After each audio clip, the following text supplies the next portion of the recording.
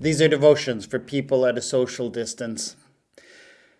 One of the things that has really been hard in the last year and several months has been, a lot of things have been hard. We all know that. The pandemic has been hard, the fallout, the sickness, the death. I don't want to minimize any of it, but one of the things that has continually irked me on top of all of that is what it has done to the standing and the reputation of the church. And I don't really think that overall we've seen this great groundswell of the reputation of the church during this time.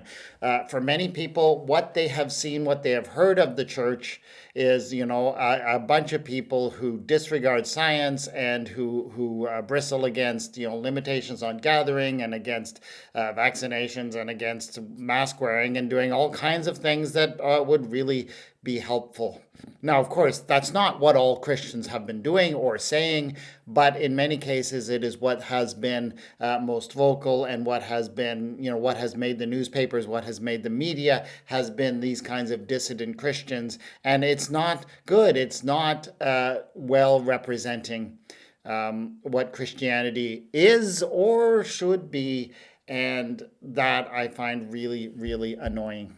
I thought of this as I was reading this morning. I was reading in the scriptures Numbers 8:14-19. And it talks about the consecration of the Levites.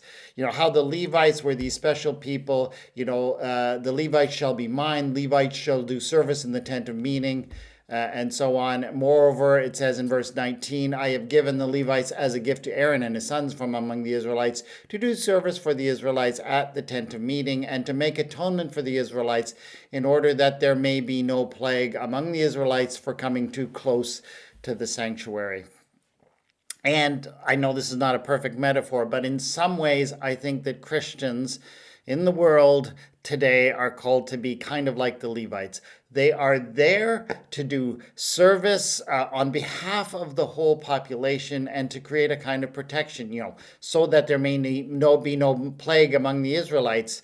Wouldn't it be wonderful if Christians in the world could be seen to have that kind of function in this world today? That we would be the people at the forefront in terms of protecting the population, of being the ones who are seen as leaders in terms of that. And we have, in many ways, it seems, just spoiled that opportunity to be those kinds of people. Now, I think there is something that we can do. I think that we can go out of our ways in these days to make choices, to do things that protect the whole community. And of course, right now, that is especially about vaccination. I mean, we are hearing some incredible things about vaccination and how it is working in terms of reducing the number of cases and certainly the number of extreme illnesses and death. And we need to be on this bandwagon, folks. We need to be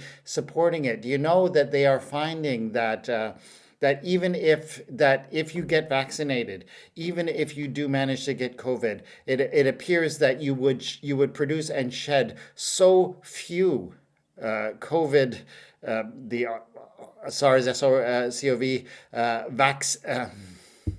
infection, that you would shed so little of it that the dangers of you infecting someone else are extremely low. And of course, you are very unlikely to have some sort of severe illness. We need to get on that bandwagon, folks. This needs to be our new brand. We will do what it takes to protect the community. And, I understand, of course, that people don't like getting needles, that they hesitate to take vaccines, that they think about the risks, which are minimal, which are low, which are certainly way lower than the risks of getting COVID-19. But there are some people who, for various reasons, will hesitate, and I get that. But understand this, we don't just do it for ourselves. We do it for the sake of our whole community, and all of us need to be out there. And that really should be what we are about. Can a guy dream, right? Can a guy dream?